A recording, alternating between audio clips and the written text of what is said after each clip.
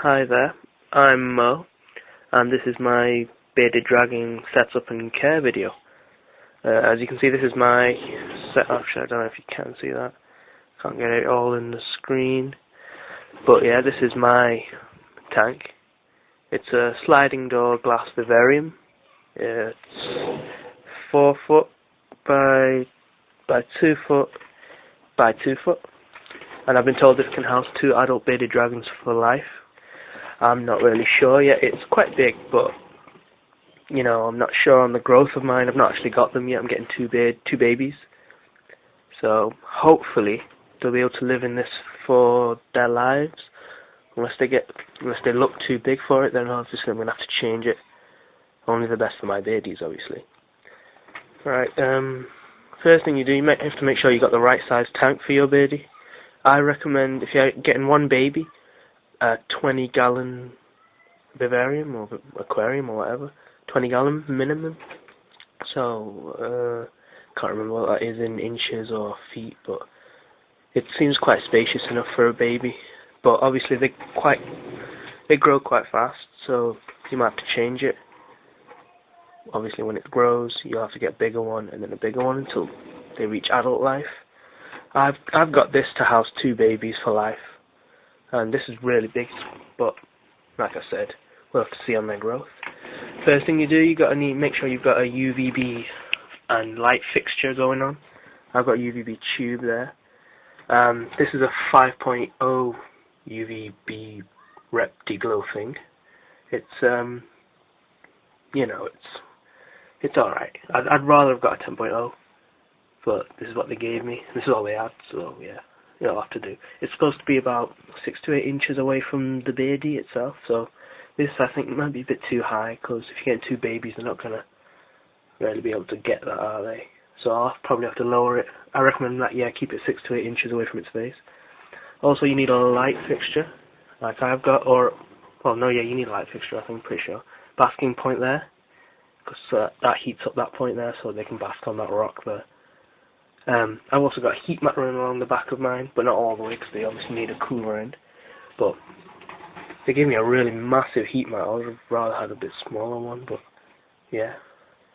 Supposed to have that about halfway, and that should create some heat points. It's supposed to be a gradient, right, from the hot end all the way to the cold end. I think it should be about 8.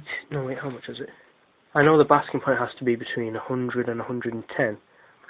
And the ambient air gradient thingy, I think that should be about 90 or something like that, and gradually getting lower and lower and lower until that cold end shouldn't drop below, I think, was it 75 or 60? I can't really remember, I'm sorry. So this is a bad care video already. I'll correct those errors when I can. Yeah, so that's the UVB, the light. And I've got a heat mat there.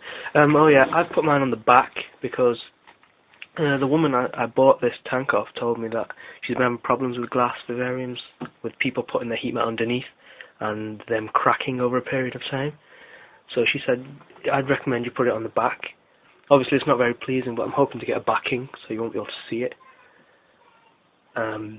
Yeah, obviously it's got a wooden vivarium. I'm not really sure. I've got a wooden vivarium here for my corn snake, but that's a video for another day. And I do keep the heat mat on the bottom underneath. And if that ever cracks, I'll let you know.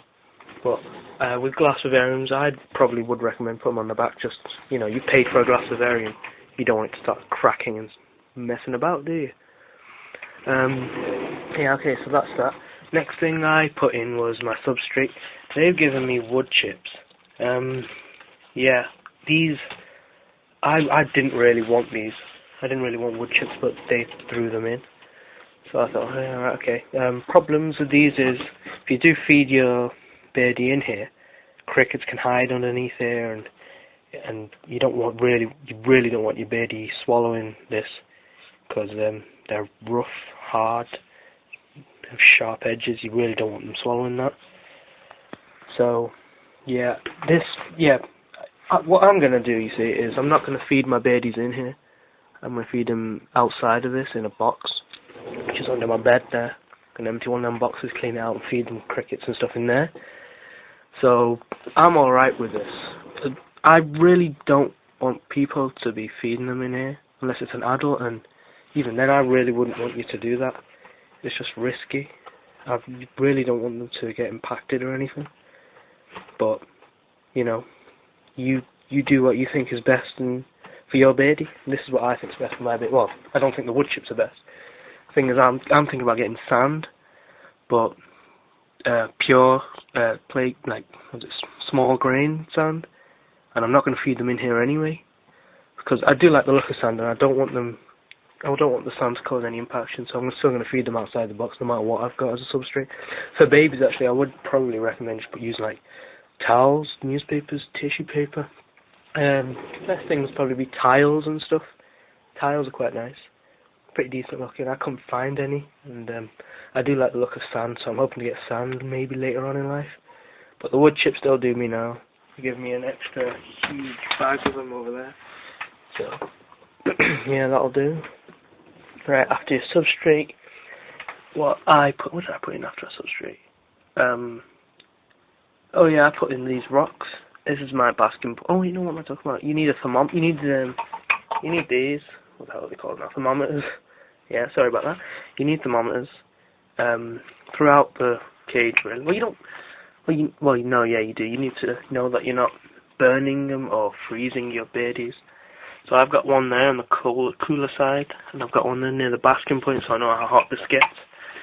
Obviously, that's going to be the hottest point, but you know, if I put it there, the baby will just knock it over, and it'll just get lost like there or there. So I think there seems okay. Yeah, you'll need thermometers to monitor the temperatures. Yeah. So yeah, I put these rocks in as their basking point. I've got 3 rocks. These were 99p per kilogram, and they weigh loads, but the woman gave me a discount. She gave me all 3 for £3. That wasn't bad. Next, after I put them, I just stacked them like that. So I had a hotter point, like a bit more cooler and a bit more cool. Yeah, but yeah, that's what I wanted to do because I thought it looked pretty nice like that. Next, I got these 2 pieces of wood bark. I think it's. I'm not really sure. This is just for them because they're what are they called? Semi-arboreal animals, so they do like to do some climbing. So that's because that's for that, and it's quite big. I can't remember how much it was. It's pretty cheap actually. And I got 2 big pieces, and I'll just sort of put them together. Like that one's tucked in with that, and that one's gone underneath it. Yeah, so I put that in the center. Obviously, you can rearrange yours or however you want. This is just my setup. Then I've got this piece of cork bark thing. It's a big piece. That's just for added climbing feature sort of thing. It's not actually that high. It's not very steep actually compared to like these branches, but I think it looks quite nice as well. And that just like leans on one of them, and then that leans on one of them and goes up there. After that, what did I do? I put in my water ball. Water ball's freaking huge. It really did give me like a massive one, and that's really not for babies. For babies, I mean, because you know if I put in too much, they'll just drown. So I'm gonna like put the vegetables in there, maybe like other insects. I'll probably put that in there. No, I'm not even gonna feed them in there. I'll put vegetables in there, and I'll give them a smaller water bowl and put that somewhere nearby. I don't actually have a proper feeding dish and water bowl yet because my babies haven't arrived. I ordered them from reptiles888.co.uk, and I'll let you know how that goes. I've ordered online before. I ordered my corn snake online. She's a snow corn snake. She's really good looking. She's about 2 months old now, and this is her setup. It's not the greatest of setups, to be honest, because it doesn't look that nice. But yeah, it'll do. I just fed her 3 days ago, and I handled her this morning. Oh yeah, look, I've got a light fixture there that is way too close. That is way too close, and I never use that because they gave me I really don't know why they gave me that, and I didn't know too much about how big it would be when I set it up.